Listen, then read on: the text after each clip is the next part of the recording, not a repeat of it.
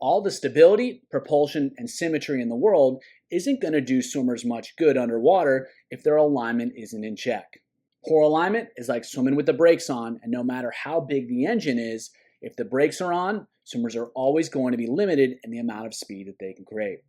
Hi everyone, Andrew here, helping you help your swimmers go faster. And in this video, we're going to continue to talk about underwater kicking, more specifically, alignment in underwater kicking. In swimming, there's two components to speed. The first is creating a ton of propulsion, and the second is creating as little resistance as possible. And one of the reasons that underwater kicking is so fast is because swimmers are under the surface and they're able to create a lot less resistance because they have much better alignment than they otherwise would on the surface. However, if they're not doing everything they can to optimize their alignment when they're underwater, they're going to create a lot more resistance than they otherwise have to, and that's going to limit how fast they can go. And minimizing alignment underwater comes down to three key skills. First, they have to be in control of what's happening at the top of their body. Secondly, they have to be using an amount of amplitude that's appropriate and effective for them. And third, they have to be able to keep the spine relatively straight as they move through the water, even when they're undulating. If they're moving through the water with a big arch in their back, that's like putting on the brakes. So first skill we're going to take a look at is controlling the upper body. And so while there's range of motion here, there's some movement here, it's controlled. And there are some swimmers that have a bigger undulation to that, but even then, those swimmers are controlling that amount of undulation rather than just moving the arms all over the place. If the upper body is moving unnecessarily and unproductively, that means they're going to create a lot more resistance than they otherwise need to. So having some control over what happens up top is the start of maintaining really great alignment underwater. The second key skill is finding an appropriate amount of undulation. The more undulation, the more amplitude there is, the more drag there is, but with more undulation, more amplitude, there's also the possibility and potential for creating more propulsion. So what swimmers have to do is figure out what's best for them in terms of how much amplitude, how much undulation to maximize propulsion while minimizing resistance. And that can be a tough thing to figure out. However, it's the principle that really matters.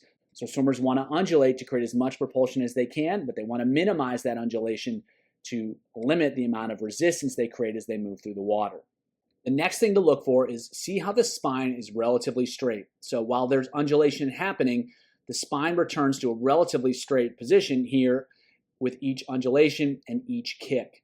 If the swimmer was arched as they were moving through the water, they'd create a ton more resistance. And even if they undulate from that position, they're still in an arched position, which means more resistance and less speed. So keeping that spine in a relatively neutral position and then undulating around that neutral position is what swimmers are really looking for. The better they can do that, the less resistance they'll create and the faster they're going to go. So we'll take a look at another swimmer here, and it's the same idea. The upper body is relatively controlled. There's enough amplitude to create a lot of propulsion, but there's not unnecessary amplitude. And the most important thing probably is watch how his spine is relatively neutral as he's moving through. So he's moving up and down with his undulation, but he's not arching the back. He's not exaggerating the spinal position. It's staying relatively neutral, even though that wave is traveling down through the body. So he's maintaining a really great posture, a really great alignment, and that allows him to minimize the resistance that he's creating, which allows him to maximize the speed he's creating. So this swimmer here has a little bit more range of motion through the kick, but as you can see, his spine gets back to neutral every time. He's not using too much amplitude. He's still managing a pretty streamlined position, and the upper body, while moving more, is still under control. It's not moving around haphazardly. It's not all over the place. And so again, there's a different kicking style here than the previous two swimmers, but the same principles apply. He's got relatively stable up top. He's moving around, but he's doing so to create undulation, and he's doing so in control.